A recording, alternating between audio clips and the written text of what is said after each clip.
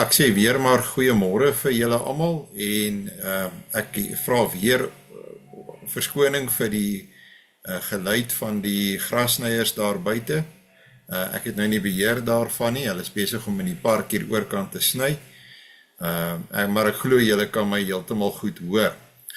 Nou, ons wil vanoggend die gedeelte van die liturgie doen wat die wet is en hoekom dit op daardie plek in die liturgie tuis hoort en hoekom dit ook belangrik is dat ons steeds die wet in ons liturgie het. Met ander woorde in ons eredienste het en ek wil dit vir julle verduidelik en ek hopelik word dit ook by julle 'n lewensbeginsel en ek gaan open vanoggend deur saam met julle Psalm 51 onder andere te lees.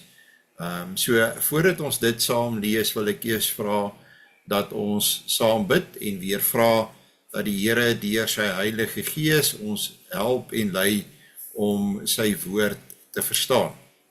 So kom ons bid saam.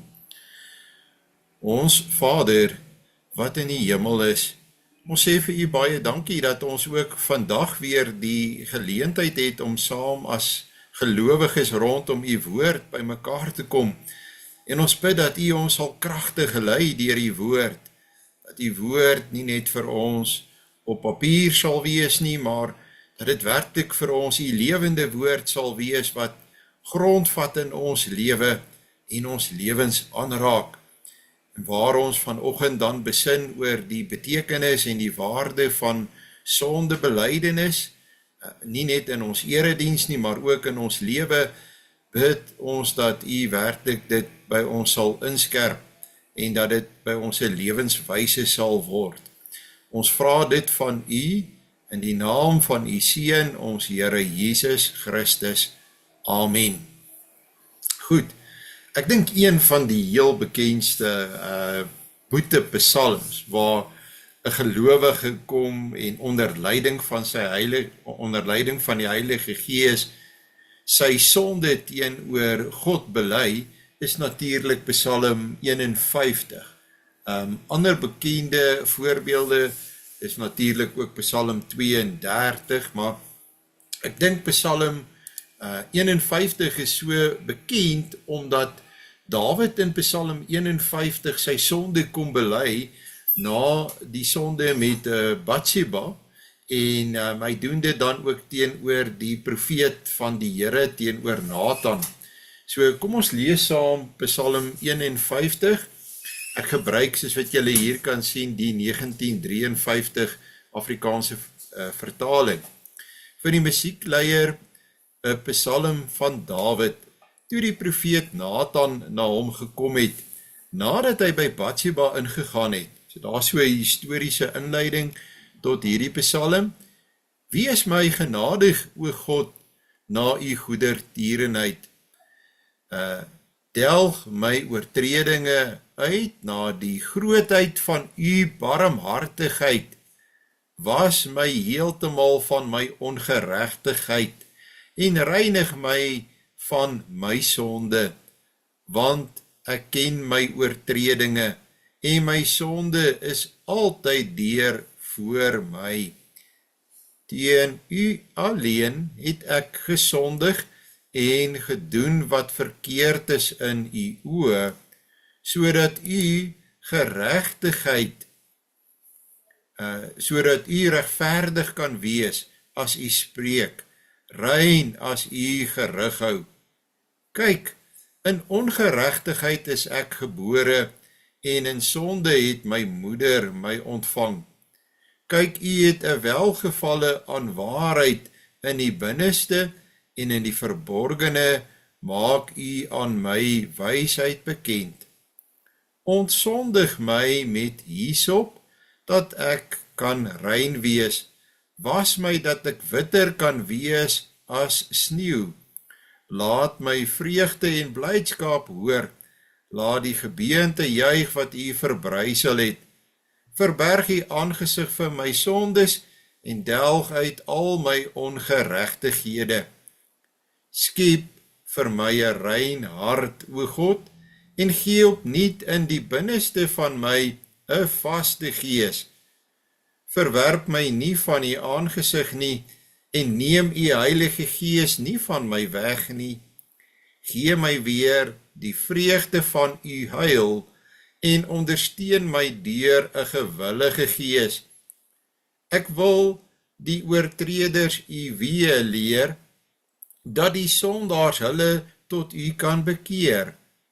Red my van bloedskuld, o God, God van my heil, laat my tong u geregtigheid uitjubel. Here, open my lippe, dat my mond u lof kan verkondig, want u het geen lus in slagoffer nie, anders sou ek dit gee. In brandoffer het u geen behaag nie. Die offers van God is 'n gebroke gees, 'n gebroke en verslae hart, sal u, o God, nie verag nie. Doen goed aan Sion, na u welbehaag, bou die mure van Jerusalem op, dan sal u 'n welbehaag hê in die offers van geregtigheid, in brandoffer en voloffer, dan sal hulle stiere offer op u altaar. Nou by uitstek, dink ek dat hierdie vers 19 is die vers. As 'n mens moet praat oor die wet en die plek van die wet in die aanbidding van God en boetedoening en die plek van boetedoening, met ander woorde belydenis van my sonde in my lewe, dink ek die vers in die Bybel wat dit vir my baie mooi en duidelik sê, is natuurlik hierdie vers 19. Mens kan seker ook sê vers 18, as jy dit so saam lees, want u het geen lus in slagoffer nie, anders sou ek dit gee in brandoffer, het u geen behaag nie. Die offers van God is 'n gebroke gees, 'n gebroke en verslae hart, sal u, o God, nie verag nie. Aan die ander woorde, Dawid sê, Here, ek weet, hy's 'n welgestelde man gewees, hy sou die voorgeskrewe offers kon bring vir sy sonde, maar as sy hart nie daarin is nie, as dit nie vanuit 'n oortuiging kom dat hy teen God gesondig het, en by God die vergifnis moet gaan soek vir sy sonde nie, dan sou daardie offers van geen en nul waarde wees. En daarom kom Dawid en hy sê, ek weet, wat u soek, is u soek 'n opregte hart. U soek 'n gebroke gees, 'n gebroke en verslae hart. Nou, ek weet nie of, en ek glo julle weet dit, wil ek sê, dat so is ek en jy elke dag voor die Here. Ons is elke dag mense wat sonde doen, en daarom kom ons met 'n baie nederige houding en gesindheid na die Here toe, en pleit ons elke dag dat die Here ons sonde sal vergewe. Ons het niks waarop ons kan beroem nie. Ek is baie bekommerd oor die moderne tendens, wat 'n mens sien ook in Suid-Afrika, in kerke, dat mense voel hulle is geregtig op 'n sekere tipe van behandeling, omdat hulle die kinders van die Here is, hierdie tipe van houding van, God het my iemand gemaak, ek hoef nie die hele tyd te praat oor my sonde nie, my sonde is agter my, dit is afgehandel, ons doen dit nie meer nie, dit is iets oudmodies, ons lewe nou in die krag van die kruis, en in die krag van die vergifnis van die Here Jesus. Daar is niks meer verkeerd om sekerheid te hê oor vergifnis van sonde nie, en sekerheid te hê van wat ons in Christus het nie, maar ons word nooit onthef op enige plek in die Bybel daarvan, dat ons ook met God moet eerlik wees oor ons sonde nie, en dat ons ook die regte houding teenoor hom moet inneem nie. Ons moet altyd onthou wie God is, en daarteenoor wie ons is. Dat ons is klein en nietig voor hom, ons is die skuldenaars, en hy is die almagtige volmaakte God, wat geen sonde kan verdra nie, en wat sonde regverdig straf. En hy wil ook hê dat ons bewus moet wees van ons sonde, en dat ons daagliks ons voor hom moet verootmoedig, na hom toe kom en hom smeek op grond van die verdienste van ons Here Jesus Christus, ons enigste hoop, ons enigste middelaar vir die vergifnis van ons sonde. Nou dit bepaal 'n mens se hele lewe en 'n mens se gebedslewe en jou houding teenoor die Here en jou benadering tot die Here en tot die lewe. En dit is iets wat deesdae verdwyn het. Ek dink die ander ding wat maklik gebeur is, mense het 'n oppervlakkige besef van sonde, dink dit is nie so ernstig nie, word in elk geval in Christus vergewe. Jy hoor dit ook in die wyse waarop mense bid en vra nie meer vir die vergifnis van hulle sonde nie, of dit is hoogstens sy enkele sin, miskien hier aan die einde van hulle gebede, want hulle het al so gewoond geraak, dat dit kom sommer net hier aan die einde van die gebed in, net om as het ware die onderwerp te dek en seker te maak, ek het daarom met God daaroor gepraat, dus is die saak nou afgehandel. Terwyl as jy gaan kyk na die Bybel, en jy gaan kyk byvoorbeeld hier na Psalm 51, dan is dit treffend om te sien dat daar is 'n geweldige diepte by Dawid, 'n besef van wat hier gebeur het, wat hy gedoen het, hoe hy teen God gesondig het. Hy maak nog nie eers hier melding van die sonde teen Uria, die sonde teen Batseba, die sonde in die oë van die volk nie. Vir hom in die eerste plek is sonde 'n daad teenoor God, 'n verkeerde optrede teenoor God. En ek dink dis waar ons moet begin. Dis wat ons moet besef. Dit maak nie saak wat ek of jy gedoen het nie, en teenoor wie nie. In die eerste plek is daardie sonde altyd 'n sonde teenoor God. En daarom moet ek dit in daai konteks in my verhouding met God gaan hanteer, voordat ek begin byvoorbeeld met restituisie of regstelling teenoor 'n bepaalde persoon.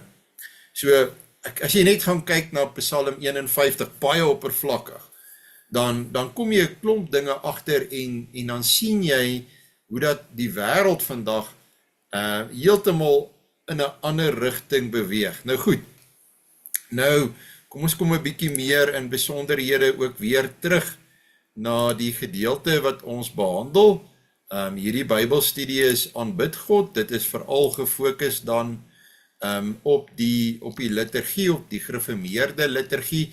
Waarom is daar 'n verootmoedigingsgedeelte in ons erediens en wat is die doel daarvan? Hoekom lees ons met ander woorde die wet?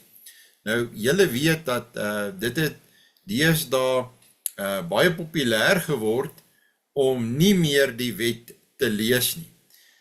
Of selfs om ander gedeeltes te lees en die wet weg te laat. Dit het natuurlik baie te doen met die invloed van ander benadering.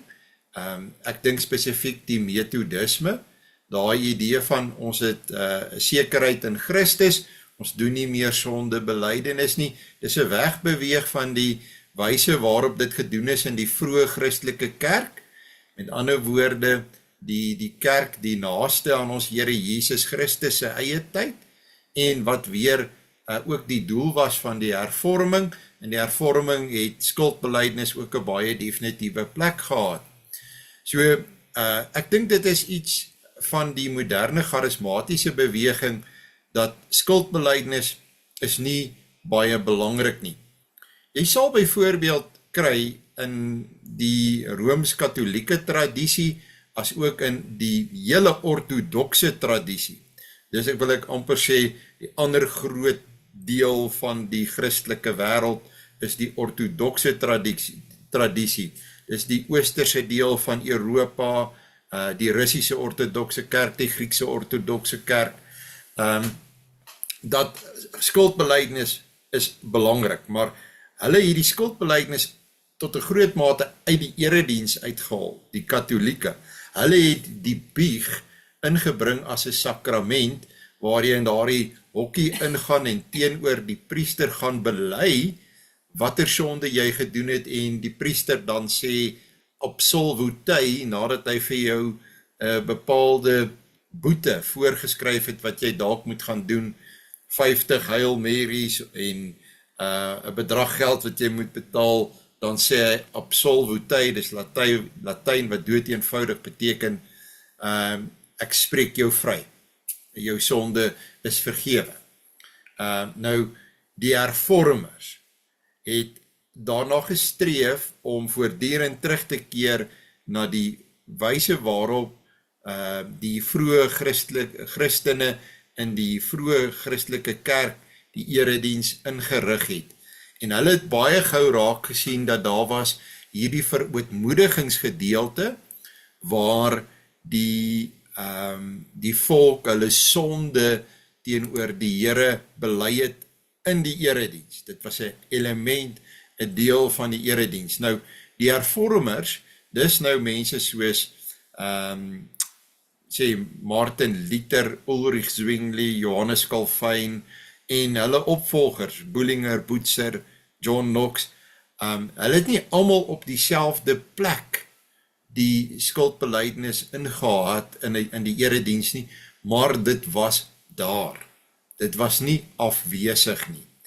Nou, moet ek vir julle sê, ek sien ook in kerke in Suid-Afrika al meer en meer, ook in sekere gemeentes in die GKSA, die ontstellende tendens dat 'n aandliturgie gevolg word. Met ander woorde, in weerwil van besluite wat ons as kerke saamgeneem het, ons kan dit ook noem synodebesluite, dat sekere kerkrade steur hulle nie baie daaraan dat die wet nie elke Sondag aan die gemeente voorgehou word nie, dat daar nie 'n gedeelte in die erediens is waar die gemeente hulle verootmoedig en hulle skuld bely nie.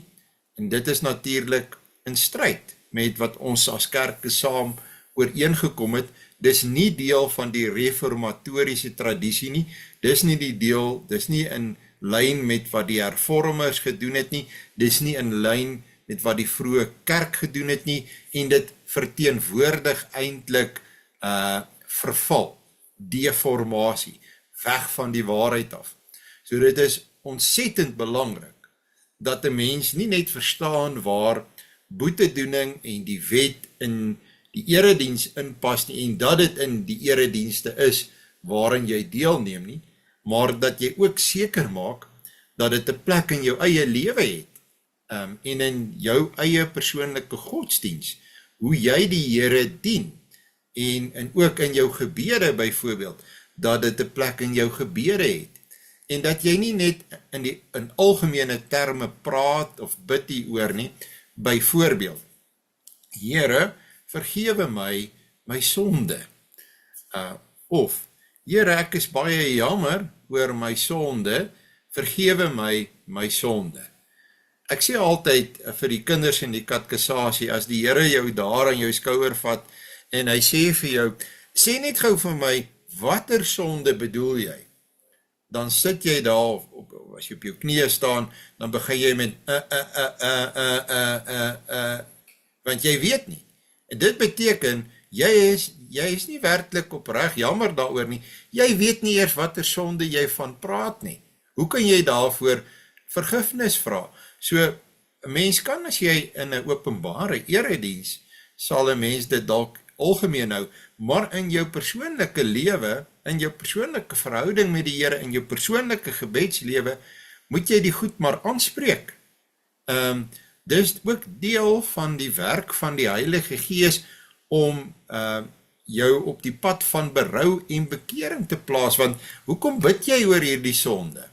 Sodat jy nie daarmee moet voortgaan nie, sodat jy moet verander, sodat jy moet vernuwe. Dis deel van die afsterwe van die ou mens en die opstanding van die nuwe mens wat noodsaaklik is in ons lewe.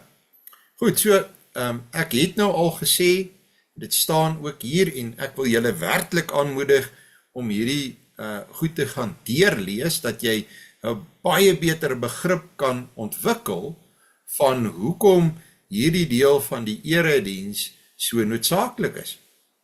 En ek het al genoem dat die hervormers het dit nie almal op dieselfde plek gehad nie, maar hulle het dit wel gehad. Jy kan ander skrifgedeeltes gebruik, maar ek dink dat 'n mens moet hou by die 10 gebooie.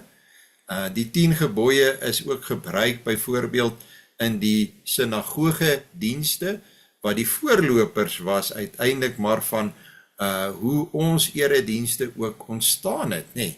So die 10 gebooie kom 'n baie lang pad saam met die kerk van die Here. Ek dink dat die ander deel waarom daar 'n negativiteit is rondom hierdie verootmoedigingsgedeelte van die erediens is omdat mense die Nuwe Testament so verkeerd lees. Hulle lees spesifiek Paulus in Galasiërs verkeerd en wil sê dat ons lewe in die tyd van die Gees en nie van die wet nie. En dat ons het nie meer die wet nodig nie. Nou, dit is typies 'n verkeerde lees en verstaan van die Nuwe Testament, want op ander plekke in die Nuwe Testament skryf dieselfde apostel Paulus dat die wet van die Here is die tugmeester wat ons na Christus toe lei. Dieselfde apostel. So jy kan nie net hier en daar 'n enkele vers van Paulus aanhaal uit die Nuwe Testament en dan maak jy 'n teologie op van dat die wet het nie meer 'n plek in die erediens of in die lewe van die gelowige nie. Dis dood eenvoudig dwaalleer en dit is vals en dit is verkeerd. Dit moet nie gedoen word nie, maar ongelukkig is dit wat gedoen word. So die wet het nog altyd dieselfde funksie gehad.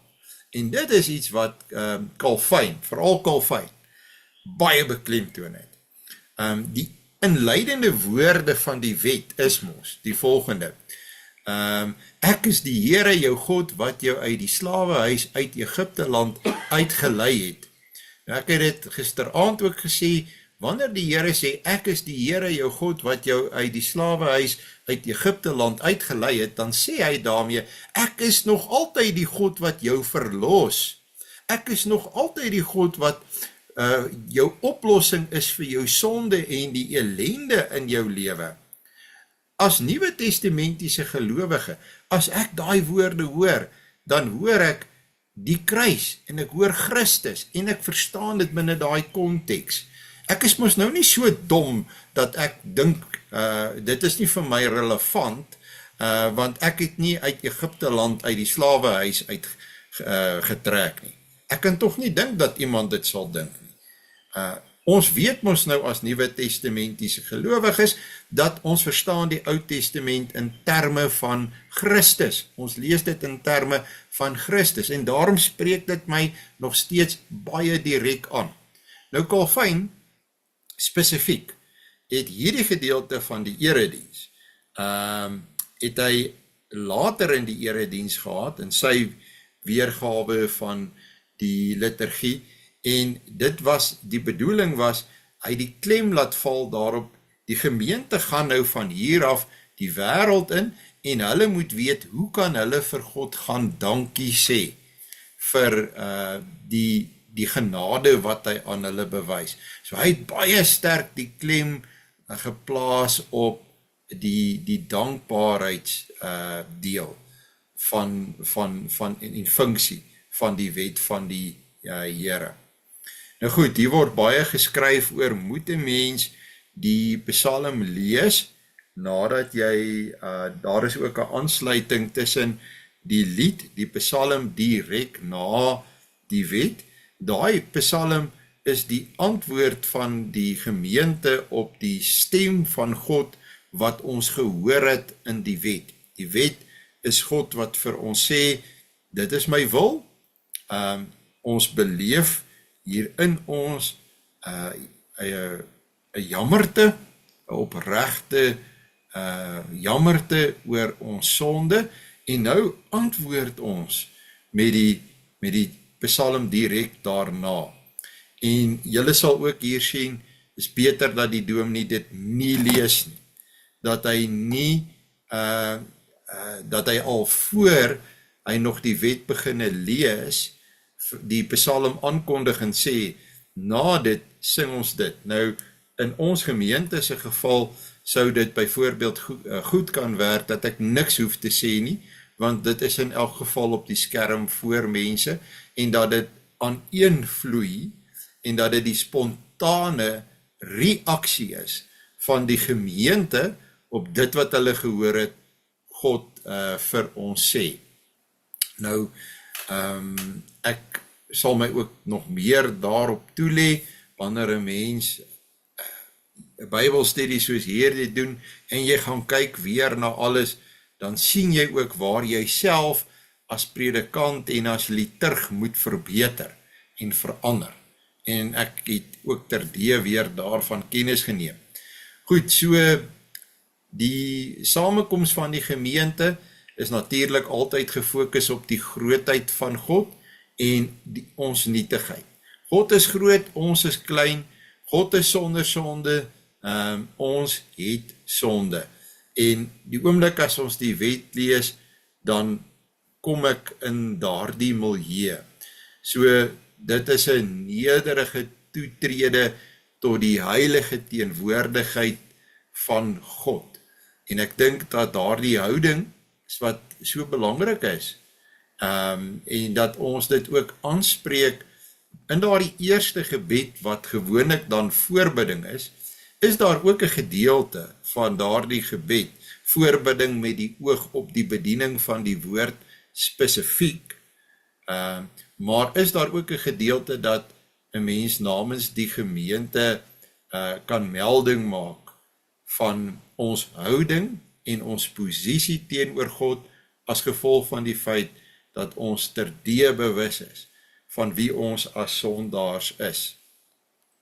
So 'n mens moet altyd onthou, en ek herhaal dit nou nie baie in hierdie Bybelstudie nie, dat hierdie hele erediens en hoe hy saamgestel is die ontmoetingsgebeure met God, is die gemeente wat by mekaar kom in die teenwoordigheid van God, en daar vind hierdie dialoog en hierdie lewende wisselwerking plaas tussen God aan die een kant, en dis die almagtige ewige wese van hierdie ganse heelal en mense. En hier is hierdie ontmoeting wat plaasvind, so hoe jy kom en wie jy is en die bewustheid van wie jy is, soos wat jy intree in hierdie verhouding met die almagtige God, hierdie ewige God, is ontsettend belangrik, en die wet speel 'n baie belangrike rol daarin. 'n Mens vind voorbeelde van persoonlike en gemeenskaplike skuldbelydenis in die Bybel. Daar is byvoorbeeld, en ek het hier 'n baie bekende voorbeeld gekort, en dis natuurlik ook die profeet Daniël, wat bid namens die volk, net voordat die Here dan ook die herstel van sy volk aankondig, maar daar is ook hierdie gemeenskaplike belydenis, Esra en ook Nehemia, kry jy dat hulle namens die volk bely, dan kry jy voorbeelde van persoonlike belydenis, van sonde teenoor God, al was die sonde nie direk persoonlik teen God, soos Psalm 51 wat Dawid gebid het. 'n Mens beroep jou, as jy jou sonde voor God bely, dan beroep jy jou op die genade van God. Jy sê byvoorbeeld nie, Here, vergewe my sonde, want ek is daarom nie so 'n slegte mens nie.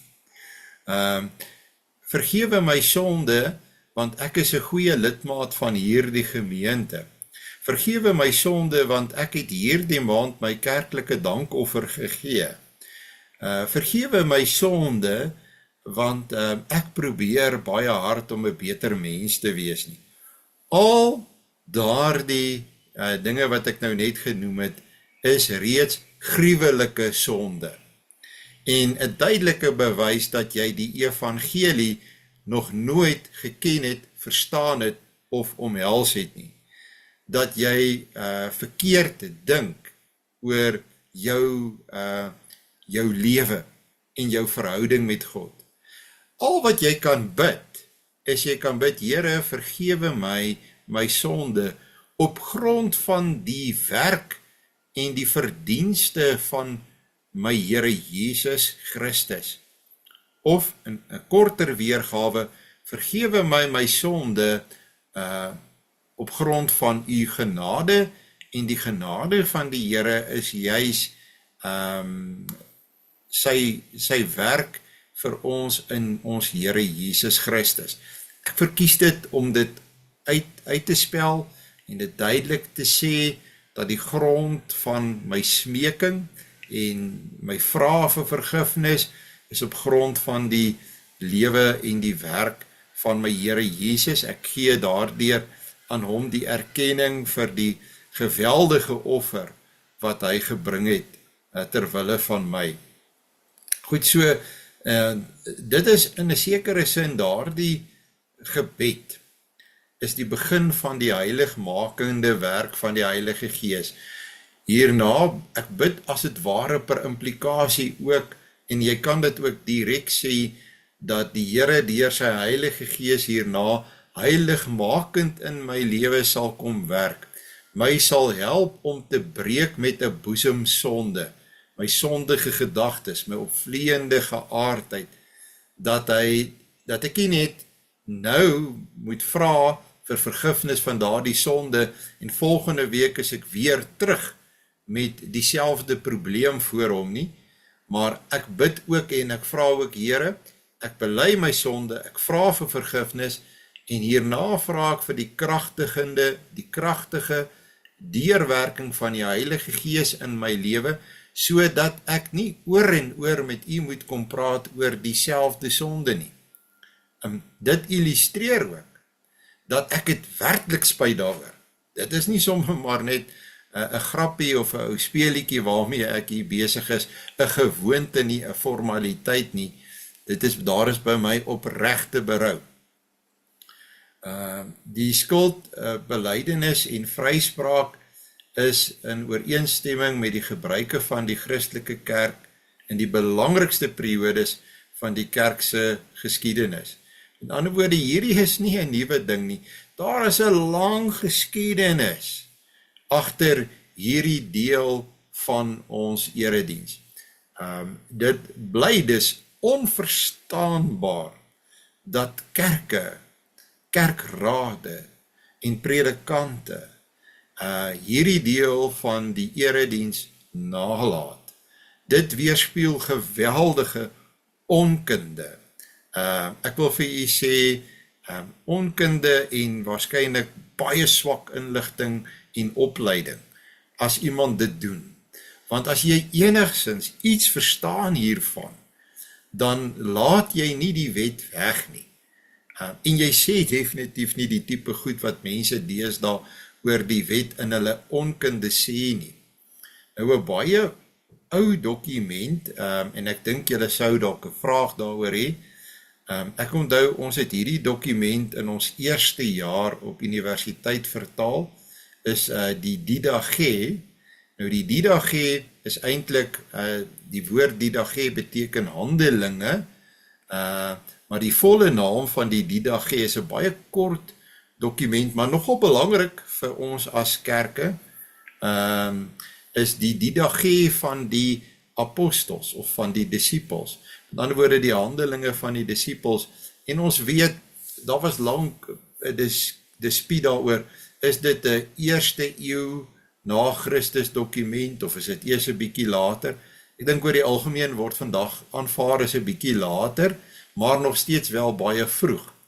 En in die Didache word vir ons beskryf, en kan ons baie leer van hoe dit gewerk in die vroeë Christelike kerk. Nou in die Didache kom ons agter hoe belangrik die skuldbelydenis was. En ek lees gou vir julle die twee aanhalings uit die Didache wat direk hierop betrekking het. Nou die Didache is in Grieks geskryf, so dit is 'n Griekse manuskrip, en vertaal klink daardie gedeeltes dan so: bely in die gemeente julle sonde, bely in die gemeente, met ander woorde in die erediens, en nader nie tot die gebedssamekomste met 'n slegte gewete nie. So ons weet op grond onder andere van die didaché dat sondebelydenis van die gemeente saam was 'n belangrike deel van die vroeë Christelike erediens. As ook 'n ander deel weer uit die didaché, vier julle nagmaal nadat julle sonde tevore bely het, sodat julle offer rein kan wees. Nou, julle sal dit dalk nie weet nie, maar dit is vir my altyd opvallend, wanneer ek ons sendinggemeente besoek, dat die wet by hulle so bietjie op 'n ander plek is, wanneer dit nagmaal is. Dis sluit aan by hierdie gedeelte, bely julle sonde voordat julle dan nagmaal vier. Nou, dit is inbegrepe by ons in die voorbereiding vir nagmaal, kennis van ons sonde en ellende, kennis van ons verlossing in Christus en dankbaarheid vir daardie verlossing. So dit is reeds daar in die voorbereiding wat ons doen, maar jy kan net agterkom as jy na my luister vanoggend, hoe geweldig belangrik dit is om jou sonde te bely, om met God eerlik en openlik te praat oor jou sonde. Goed, so belydenis van sonde, se doel is uiteindelik om te kom by vergifnis. En ons bely nie net sonde terwille daarvan om te sê, ag, ek het dit gedoen nie. Ek is tevrede, ek het dit gedoen nie. Jy bely tog sonde sodat jy sekerheid kan kry, my sonde is betaal. Want as jy dit het, is die kosbare werklikheid, ek kan aanbeweeg, ek kan aangaan met my lewe hak nie meer daar vas nie, ek hoef nie skuldig te voel oor die verlede nie. Calvin en Bucer het 'n baie nou verhouding gehad. Bucer gaan daarin voor en Calvin volg hom in Straatsburg. Calvin het in 2 groot stede gewerk, lank in Straatsburg en toe in Genève. Ek dink sy Genève tydperk is baie bekend, maar hy was natuurlik ook lank met tye in Straatsburg, veral wanneer hy moeilikheid gehad het in Genève, dan sy terug Straatsburg toe. Nou, die geestelike leier in Straatsburg was Bucer, en op grond van 1 Timoteus 1 vers 15, het Christus in die wêreld gekom om sondaars te red. So om vir sondaars vergifnis te gee. En dis waarby ons wil uitkom. Ons doel as gereformeerdes met verootmoediging en die wet, is nie om mense neer te druk en af te druk en skuldig te laat voel nie, maar om by die punt te kom dat ons kan sê, dis afgehandel, dis verby, gaan nie aanhoudend terug na dieselfde sonde nie. Ek is nie soos 'n hond wat omdraai na sy eie braaksel toe nie. Dis verby, dis afgehandel. In Christus is ek bevry. So by Bucer en Calvin is die vryspraak van sonde gegrond op die feit dat God 'n vergewende God is, wat sonde kwytskeld, wanneer daarom gebid en as hy daarvoor gedank word. Goed, hulle het dit is in hulle liturgie gehad. Enkele vlugtelinggemeentes het ook onder invloed van Calvin, ek dink een van Calvin se baie bekende leerlinge of studente was natuurlik die groot Skotse hervormer, wat so 'n geweldige invloed gehad het in Engeland en deur Engeland, deur die Puriteine, uiteindelik ook oor Amerika. Dis natuurlik John Knox, hy het by Calvin gestudeer. Dateen was 'n baie bekende teoloog en ook iemand wat baie werk gedoen het in terme van die kerklike musiek. Dateen volg in hoofsaak Calvin se beginsels van Straatsburg neer. En dan hierdie, ek weet hierdie klink nou vir julle baie na geskiedenis, maar hierdie is nogal 'n belangrike stukkie geskiedenis wat hier genoem word. Maar in 1581, dis Middelburg nou nie hier in die Transvaal of in die Kaap nie, word die elemente van die skuldbelydenis en vryspraak onder die invloed van Caspar van der Heiden weggelaat. En dit was 'n agteruitgang. Onthou, het altyd hierdie tye in die kerk waar die kerk terugkeer na die waarheid toe, reformatie, en dan is daar weer 'n tydperk waar die kerk wegbeweeg van die waarheid af. Dit noem ons deformasie. En onder Caspar van der Heijden, hy daar al in 1581, so is redelik vroeg, het daar 'n wegbeweeg gekom van die belangrikheid van die wet. Dis nooit, wanneer die wet uit die eredienste verdwyn, is dit nooit 'n tyd van reformatie nie. Dis een van die duidelike tekens van 'n deformatie, weg van die waarheid af. As 'n mens gaan kyk na die beginsels, dink ek behoort dit vir ons baie duidelik vas te staan dat dit moet deel wees van ons eredienste. Hier is 'n gedeelte oor die Rooms-Katolieke Kerk. Nou die Rooms-Katolieke Kerk het nie skuldbelydenis in die erediens nie. Hulle het gekies vir die roete van die wieg. En natuurlik, ons weet daar's 'n klomp probleme rondom die Rooms-Katolieke teologie en ook hulle wiegpraktyke, nê. Dat dis 'n element wat in die erediens is, omdat die erediens is 'n miniatuur weergawe van my lewe. Dit wat ek in die erediens doen, daardie ontmoeting met God, is nie net op 'n Sondag nie, maar ek ontmoet God vroeg in die oggend tot laat in die aand. Ek lewe in sy teenwoordigheid. Dis die Latynse uitdrukking wat julle ek weet ek het hom al gebruik, en ek dink julle sou hom al by my baie gehoor het, coram Deo. Coram Deo beteken voor die aangesig van God. Ek lewe voor die aangesig van God. Ek lewe voor die oë van God. Ek lewe in verhouding met God. En daarom is skuldbelydenis en die ontvang van vergifnis is nie net iets van 'n Sondag nie, dis iets van my daaglikse lewe. Nou hier word verwys na dat die liturg moet daarop let. Dis nou die dominee moet daarop let dat jy moet op 'n sekere manier die wet voorhou aan die gemeente. Jy kan dit nie so nonchalant doen, asof dit nie iets ernstig is nie, of op 'n lighartige manier nie, of te vinnig nie. Jy moet dit op 'n sekere manier doen met 'n sekere stemtoon. Jy moet daarop let dat die gemeente onder die indruk is van die spesifieke moment in die erediens.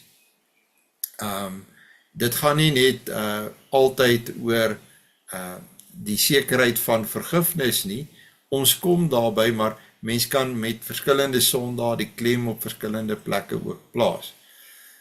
Goed, na die skuldbelydenis het die gemeente die Kyrie eleison aangehef. Nou Kyrie eleison is ook Grieks wat beteken Here, ontferm U oor ons. Daar's natuurlik baie bekende gebede, liturgiese gebede met die naam van die Kyrie eleison. Here, erbarm U oor ons, ontferm U oor ons.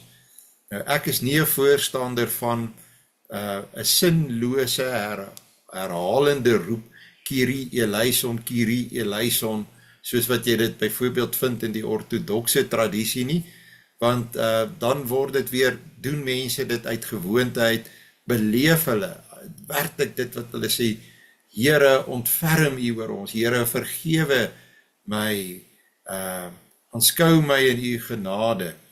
Maar 'n mens wil ook daarby uitkom, in die lied gewoonlik wat volg, en ook in die gebed wat daarop volg. Onthou, hierdie hele erediens loop saam, en dit weerspieël my lewe. Goed, die psalm na die wet, daar's spesifieke psalms wat geskik is om gebruik te word na die wet gelees is. Dis nog 'n ding wat ek vind dat mense se kennis hieroor is nogal nie goed nie. Mens kan nie net enige iets op enige stadium in die erediens laat sing nie. Dit wat die liturg laat sing, vergeweldige studie en kennis en voorbereiding. Liedere moet versigtig en baie oordeelkundig gekies word. Dit is beslis nie die taak van die orrelis nie. Die orrelis het nie as 'n idee wat hierdie goed alles behels nie. Die orrelis het ook nie die teologiese kennis wat dit verg om hierdie liedere te kies nie. Die oralis weet nie eers noodwendig wat die spesifieke woordbediening daardie Sondag gaan wees nie. En tog was daar periodes in kerke se geskiedenis dat hierdie werk gesien is as die taak van die oralis. Dit is die liturg, die predikant se primêre verantwoordelikheid wat hierdie dinge verstaan, die historiese agtergrond daartoe verstaan, die teologiese inhoud of die inhoud in terme van die skrif van die verskillende psalms bestudeer en verstaan en weet hoe dit moet aansluit by die bediening van die woord en op grond daarvan word 'n keuse gemaak watter lied byvoorbeeld gesing word op daardie spesifieke Sondag na die wet. Jare gelede het predikante maklik verval en ek wil amper vir julle sê twee baie geliefde psalms was. Psalm 25 vers 2. Ek gebruik hom nie so baie nie, juist daaroor, Psalm 40 vers 4. Ek gebruik byvoorbeeld ook Psalm 32, 65, Psalm 119, daardie akrostiese psalm wat die Hebreëse alfabet 8 verse A, 8 verse beta of beet deur beruim, handel in sy geheel oor die skoonheid en die wonder van God se wet en van die woord. En Psalm 118 is tot 'n groot mate geskik vir gebruik na die lees van die wet. Maar ek bedoel, Psalm 118 het baie verse, so weer eens jy moet gaan kyk watter spesifieke verse is vir daardie Sondag die mees geskikte om te gebruik. Psalm 112 byvoorbeeld, Psalm 1, wat die 2 weë aandui, nee, die lewe van die regverdige is soos 'n boom wat geplant is by 'n waterstroom wat sy vrugte op sy tyd gee. Die lewe van die ongelowige wat sit in die kring van die spotters, wat 'n onvrugbare lewe is. So daar is baie spesifieke psalms, daar is baie ander, daar is psalms wat net 'n enkele vers of 2 het, wat sou geskik wees om te gebruik na die wet. Die predikant en die liturg moet deeglik opgelei wees om hierdie goed te verstaan, dit in te bring in die liturgie, iets te sê daaroor, verkieslik voor hy die wet lees, nie te veel daaroor te sê nie, en doeteenvoudig die gemeente te begelei in hierdie hele proses. Nou, julle kan hieroor meer gaan lees. Ek dink ons as kerke het saam baie duidelike besluite hieroor geneem oor die jare. Daar is ook ander skrifgedeeltes wat saam met die wet gebruik kan word, maar ek dink dit kan nooit die lees van die 10 gebooie vervang nie. Dit kan bygevoeg word, saam gelees word, maar dit behoort nooit die 10 gebooie te verdring nie. Goed, ek dink hierdie is duidelik hier geskryf, ek gaan nie dit verder nog verduidelik nie. Kom ek gee vir julle geleentheid vir enige vrae of opmerkings van julle kant af. En neem asseblief die vrymoedigheid, jy kan maar net jou mikrofoon unmute of jy kan van die chat funksie gebruik maak. Tommy, van die predikante het al in plaas van die wet, dan lees hulle uit Levitikus wat ook ooreenstemming daarmee het. Is dit reg? Ek sou nie sê dit is verkeerd nie. Dit is nie, ek dink op uitsondering kan jy dit doen, maar ek dink dat as jy die wet lees, verkies ek om sê 'n kort gedeelte uit die Nuwe Testament daarmee saam te lees, wat byvoorbeeld die klem laat val ook op ons vryspraak in Christus. Ek dink dis beter om dit te doen. Ek dink die 10 gebooie se belangrikheid kan nie genoeg beklemtoon word nie, want onthou nou, watter deel van die Bybel, en ek dink nie, as ek dit nou sê wat ek nou sê, probeer ek nie sê een deel van die Bybel is die absolute nie. Ek dink die woord van die Here is gelyk, nie. Maar ek dink ons moet onthou dat God het die 10 gebooie so belangrik geag, dat hy dit met sy eie vinger geskryf het, direk in rots, en dit vir sy kerk gegee het. En daarom is ek baie versigtig om daarvan weg te beweeg. Want dit is die primêre wat hy duidelik vir ons wou gegee het. Nou, die gedeeltes uit Levitikus kan jy gebruik, jy kan dit ook saam met die 10 gebooie gebruik, maar ek dink dat mense soek na liturgiese vernuwing, en baie keer raak hulle dan daar vas, want die gemeente reageer baie goed daarop, want kyk, die groot gevaar is, nou lees die predikant die wet, en mense is dit nou al so gewoond, hulle luister nie meer nie. So om iets by te sit, om 'n spesifieke deel te illustreer, dit dink ek kan, maar gaan maar altyd liewer weer terug ook na die lees van die volledige wet van die Here. So ek dink nie dit is verkeerd nie, ek dink ek is maar net baie versigtig vir 'n verandering. Ek weet nie, het ek jou vraag geantwoord, Bregtie? Ja, nee, dis reg so, dankie. Nog vrae of opmerkings van enige van julle se kant af? Goed, baie dankie dat julle ingeskakel het vanoggend, en dan sluit ek vir ons met 'n gebed af. Ons barmhartige God en regverdige Vader, ons dankie dat ons U kan ontmoet in ons eredienste en dat ons U kan aanbid. Ons is terdee daarvan bewus dat ons mense is wat sondig, mense is wat vasgevang is in die greep van ons eie ellende wat ons oor onsself gebring het. Ons is bewus daarvan dat ons al reeds in hierdie dag teen U en ons naaste gesondig het. Gee dat ons nie ligtelik oor ons sondes sal heen leef nie, maar dat ons dit werklik sal voor U bely, dat ons dit voor U voete sal neerlê, dat ons met U eerlik daaroor sal wees, en dat ons op grond daarvan die regte lewenshouding teenoor U sal aanneem, dat ons in diep afhanklikheid van U sal lewe, dat ons altyd ons hoop en ons vertroue net in U alleen sal stel. Here, dat ons werklike kerk sal wees wat sal hou by die waarheid, en dat ons 'n kerk sal wees wat nie sal afwyk van U woord nie. Lei ons deur U Gees. Ons bid ons gebed in die naam van U Seun, ons Here Jesus Christus. Amen. Ek wil vir julle almal baie dankie sê dat julle vanoggend ingeskakel het. 'n Mooi en 'n geseënde dag vir julle almal. Dankie Tommy, mooi dag. Dankie, goed gaan.